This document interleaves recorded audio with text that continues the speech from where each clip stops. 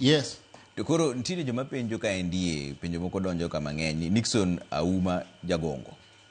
Choni an nyawita ka NDA Trevor penjo no Owalo ni wiye to ler ndi. Lakini ka deber to de urito nyaka 2032 nikech opinion poll nyiso ni Ruto ema pod pek.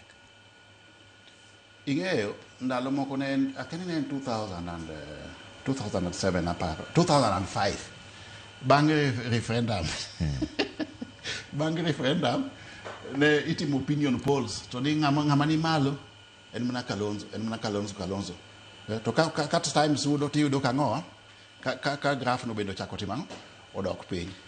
bas no penj Raila ndalo no ero ni to opinion polls gi ma ini ok wane kata mana ki future ni ang'o matimbre to noduoko jogo wacho ni gini sani ngini pod piny chon makitimo opinion poll to opinion poll no en mana based on face mar ng'ato how handsome somebody is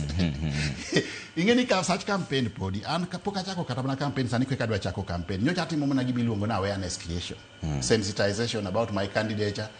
gigik madwa timo sani ko radwa dhi piny e grassroots mula chaka no campaign na set up structures party koro wango PPP ma bende ideology mare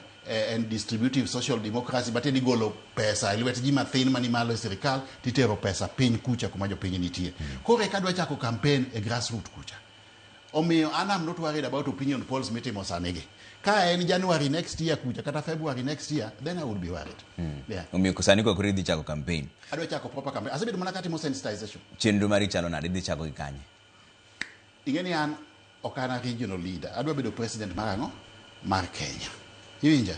koro anyalo chako campaign gi any part of the country pokiamwa no okripoka amwa I don't need to think because I've got structures and these structures in each and every constituency in this country ingena sebe telo ni presidential campaign Trevor 2013